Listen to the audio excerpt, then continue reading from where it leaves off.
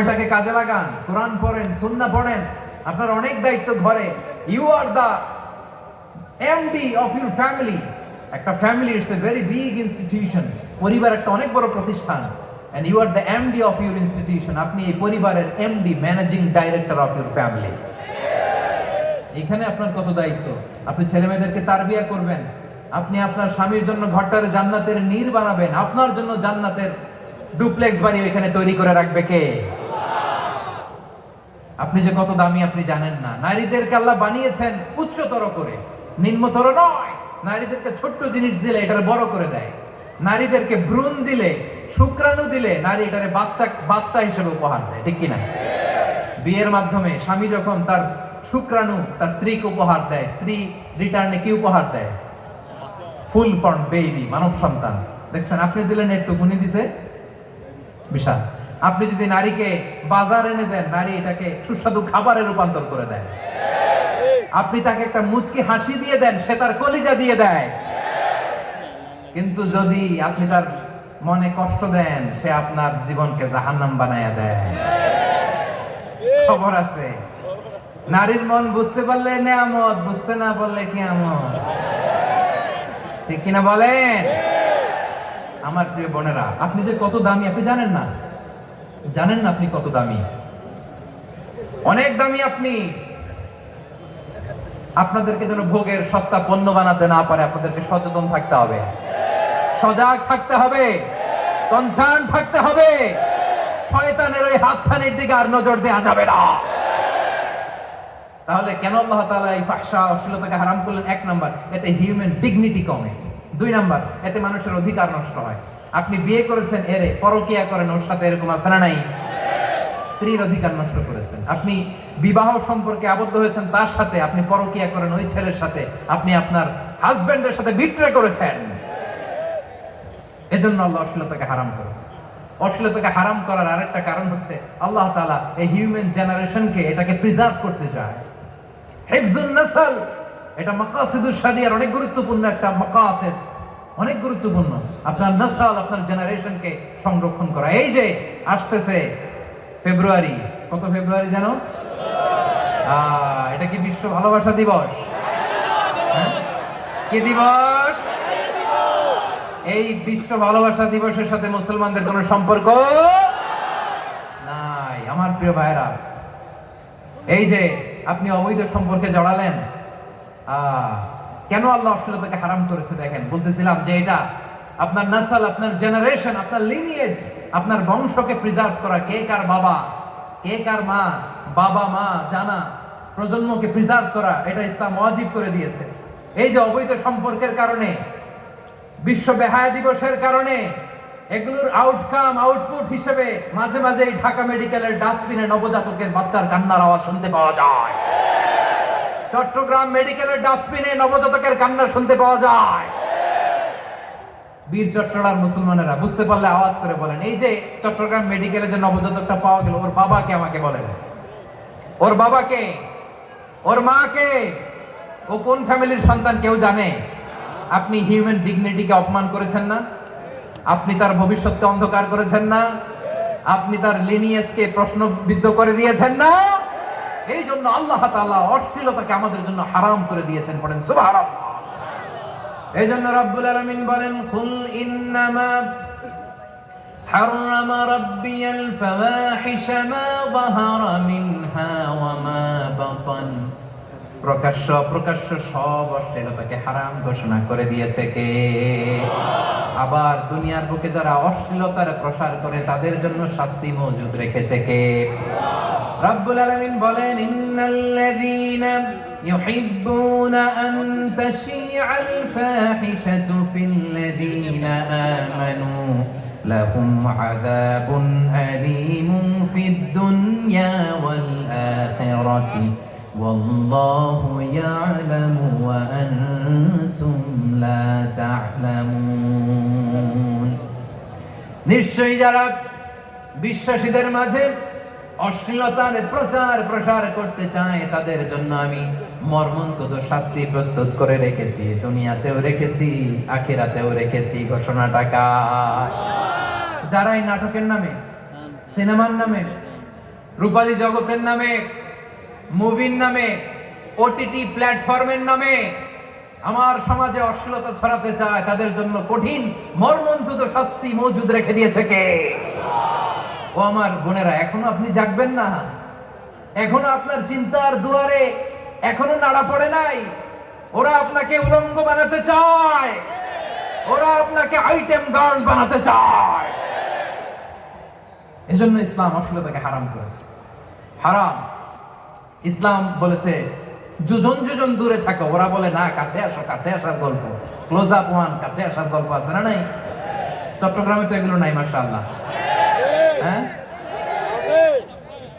এখানেও আছে close up one, কাছে আসার গল্প। আল্লাহ বলেন ওয়ালা তাকরাবুজ জিনা, কাছেও এসো না, জিনা থেকে যোজন যোজন কিলো দূরে থাকো, ওরা বলে কাছে আসার গল্প।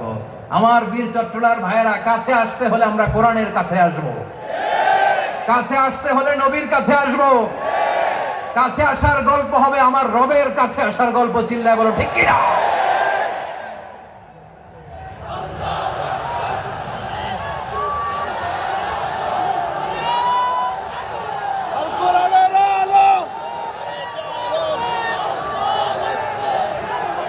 বসুন বসুন আমার ভাইয়েরা। তাহলে অশ্লীলতার সাথে আমাদের কোনো সম্পর্ক? সবাই বলতে পারেননি, আওয়াজ করে বলুন, অশ্লীলতার সাথে আমাদের কোনো সম্পর্ক?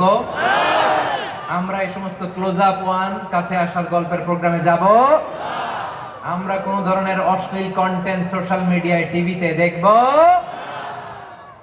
কি যুগ যে আমরা কাটাচ্ছি আপনি কল্পনা করতে পারবেন না। পর্ন ইন্ডাস্ট্রি,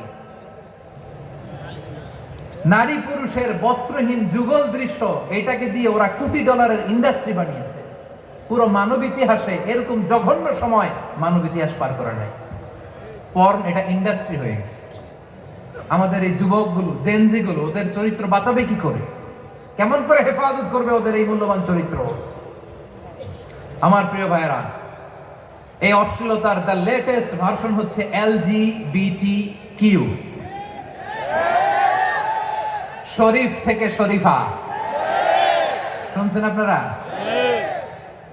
দেখতে পুরুষ, আসলেই পুরুষ, সুস্থ একজন পুরুষ, 4 সন্তানের বাবা, বলে আমি মনে মনে নারী।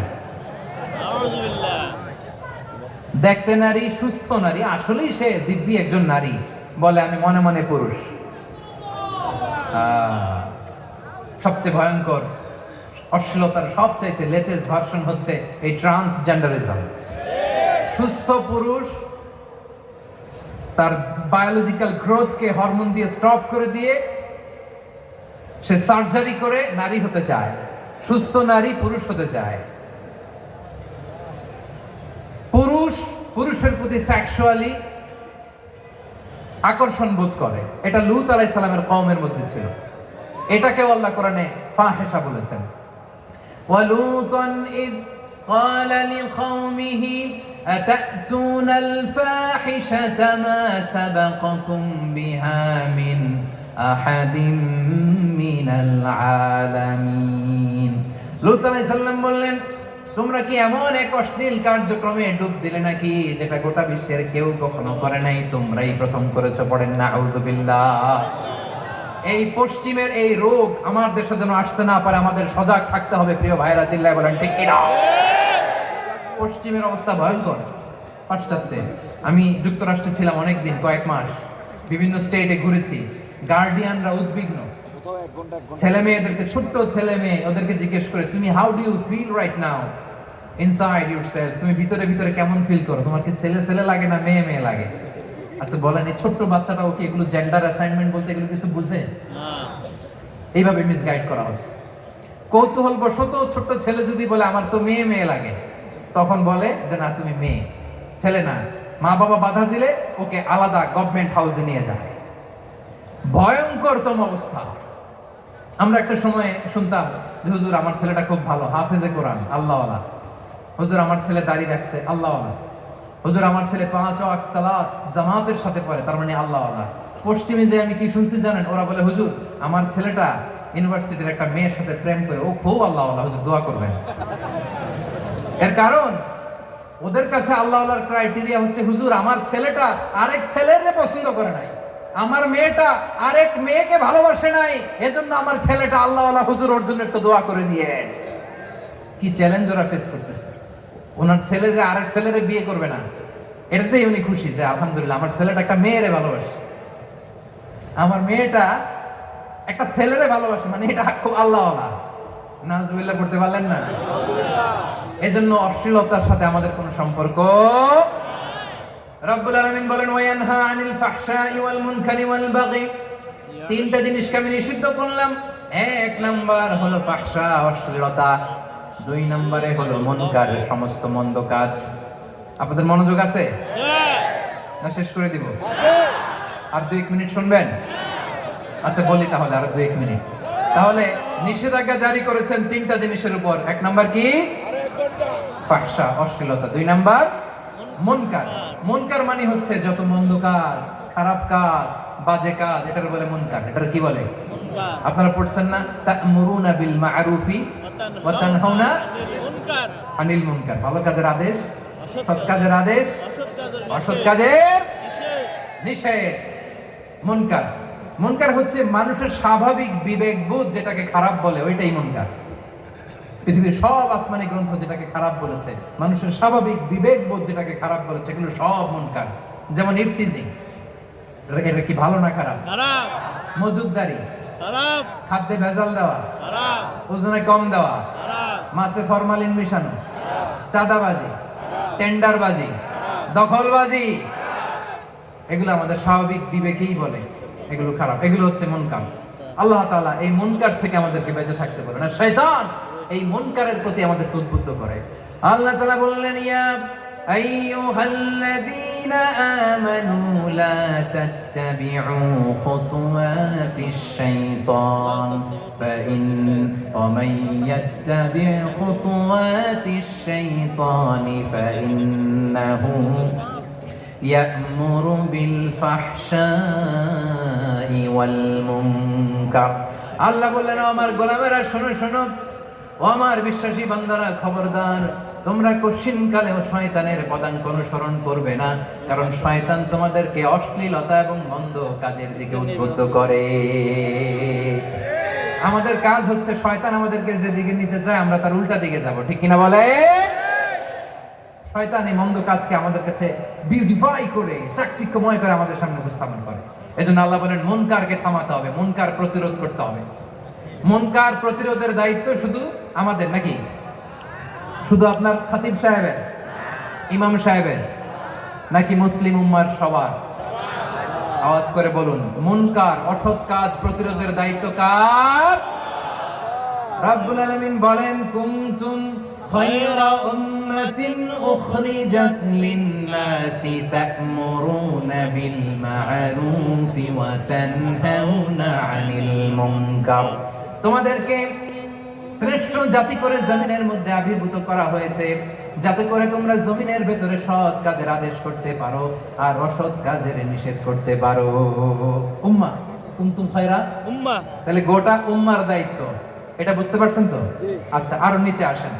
এরপরে আল্লাহ বললেন শুধু উম্মাহ না, এই জমিনের রাজত্ব আমি যাদের হাতে দেই, এই জমিনের মালিক আমি যাদেরকে বানিয়ে দেই, যাদেরকে আমি সরকারের দায়িত্ব দেই, তাদেরকেও মুনকার প্রতিরোধের দায়িত্ব দিয়েছে কে?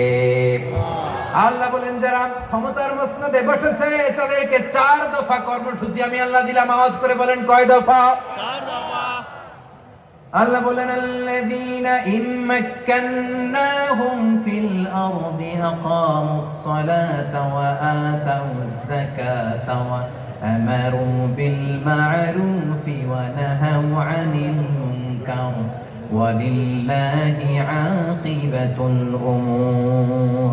যারা এই জমিনের উত্তরাধিকার হয়েছে তারা 4 দফা কর্মসূচি নিয়ে সামনে আগাবা। সালাত কায়েম করবা, যাকাত আদায় করবা, সৎ কাজের আদেশ দিবা, অসৎ কাজ থেকে মুনকার প্রতিরোধ করবা। আদেশটা কার?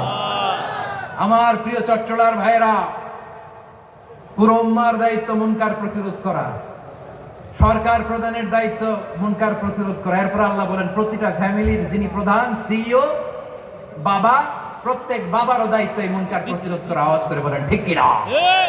যেমনটি সাইয়েদনা লোকমান আলাইহিস সালাম ওনার কলিজার টুকরা সন্তানকে আদেশ করেছেন, ইয়া বুনাইয়া আকিমিস সালাতা ওয়া'মুর বিল মা'রুফি ওয়ানহা আনিল মুনকার। পড়েন সুবহানাল্লাহ। বাবা ছেলেকে সবক দিচ্ছে।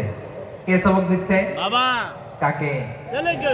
লোকমান আলাইহিস সালাম ছেলেকে বলতেছে, ওরে আমার কলিজার টুকরা সন্তান, ওরে আমার বাছা, নামাজ কায়েম করবা, সৎ কাজের আদেশ দিবা, আর মুনকার প্রতিরোধ করবা, অসৎ কাজ, সমাজ থেকে খারাপ কাজকে ঝেঁটে বিদায় করে দিবা। তাহলে দেখেন আমি স্টেপ বাই স্টেপ নামলাম। পুরা উম্মার দায়িত্ব, জমিনের উত্তরাধিকারী আল্লাহ যাদেরকে বানিয়েছেন সরকার, তাদের দায়িত্ব, প্রতিটি ফ্যামিলির প্রধানের দায়িত্ব, এরপরে বিশ্বনবী বলেন সচেতন প্রতিটি মুসলিমের দায়িত্ব সমাজ থেকে মুনকারকে উৎখাত করা। বিশ্বনবী বলেছেন, মান রাআ মিনকুম মুনকারান ফালিয়ুগাইয়িরহু বিয়াদিহি فإن لم يستطع فبلسانه وإن لم يستطع فبقلبه وذلك أضعف الإيمان।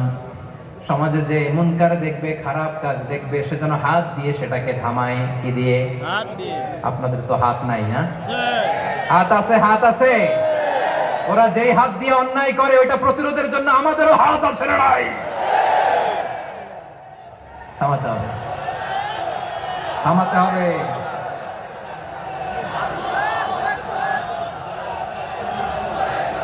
বসুন আমার প্রিয় ভাইয়েরা, ওরা ওদের যে হাত দিয়ে টেন্ডারবাজি করে, চাঁদাবাজি করে, ইফটিজিং করে, দখলবাজি করে, যে হাত দিয়ে, ওই মুনকার থামায় দেওয়ার জন্য আল্লাহর দিয়ে আমাদেরও দুটি হাত আছে না নাই? আমাদেরও হাত আছে। থামাইতে হবে, থামাইতে হবে, হিম্মত করতে হবে। আমার প্রিয় ভাইয়েরা, না থামালে আমরাই ডুববো শেষমেশ। আমাদের বাঁচার জন্য হইলেও থামাইতে হবে। রব্বুল আলামিন বলেন, ওয়াত্তাকু ফিতনাতাল লা তুসিবান্নাল্লাযীনা যালামু মিনকুম খাসসা। ও আমার গোলামেরা, ওই আযাবকে ভয় করো যে আযাব যখন আমি জমিনের বুকে পাঠাই শুধু জালেমদেরকেই মারি না, আলেমদেরকেও মারি। আযাব যখন আসে তখন শুধু জালিমই মরে না, আলেমও মরে। জানেন, মুসা আলাইহিস সালামের পায়ে একবার একটা লাল পোকা কামড় দিয়েছে, লাল পিঁপড়া। লাল পিঁপড়া কামড় দিলে খুব আরাম লাগে না? কি লাগে? হ্যাঁ, জ্বলে না? লাল একটা পিঁপড়া কামড় দিছে, তো উনি রেগে মেগে পাশি দেখে লাল পিঁপড়ার বাসা, পা দিয়ে ডলে মুছে সবগুলো পিঁপড়া মেরে ফেলছে। এই ঘটনাটা আল্লাহ ঘটিয়েছেন এজন্য মুসা আলাইহিস সালাম ছিলেন কালিমুল্লাহ, সরাসরি আল্লাহর সাথে কথা বলতেন। তিনি আল্লাহকে জিজ্ঞেস করেছিলেন, আল্লাহ তুমি যখন কোন জনপদে আযাব পাঠাও, শাস্তি দাও, ওখানকার শুধু জালেমরাই তো মরে না, ভালো মানুষগুলাও মরে, তো আযাব দিবা মুশরিকদের উপর দিবা, অবাধ্যদের উপর দিবা, ভালো মানুষগুলারে মারো কেন? আল্লাহ বললেন, মুসা তোমার যে কামড় দিছিল পায়ের মধ্যে পিঁপড়া, কয়টা পিঁপড়া? একটা। জোরে বলেন, একটা পিঁপড়া, তো সবগুলারে মারলা কেন? রেগে মেগে পুরো পিঁপড়ার বাসা ভেঙে মেসাকার করলা কেন? এই মুসা, আমি যখন অ্যাকশনে যাই, আমি যখন শাস্তি দেই, তখন এত বাস বিচার করা হয় না, বাস বিচার করা যায় না। যখন অ্যাকশনে যাওয়া হয় ওইটা ডাইরেক্ট অ্যাকশন হয়ে যায়। চিল্লায় বলো ঠিক কি না? এজন্য আমাদের বাঁচার জন্য হলেও এই পাপ থামাতে হবে, এই শয়তানের অট্টহাসি থামাতে হবে, অন্যায় অপরাধ সমাজ থেকে আমাদের থামাতে হবে। কারণ আযাব আসলে ওরাও মরবে, আমরাও মরব। একটা জাহাজ 2 তলা, আপনি আছেন 2য় তলায়, শুনতেছেন? শুনতেছেন? জাহাজ কয় তলা? আপনি কোন তলায়? 2য় তলায়। নিচের তলার কিছু লোক জাহাজের তলা ছিদ্র করতে আরম্ভ করছে। কি ছিদ্র করতেছে? আচ্ছা, জাহাজের তলা ছিদ্র করলে তলা দিয়ে কি ঢুকে?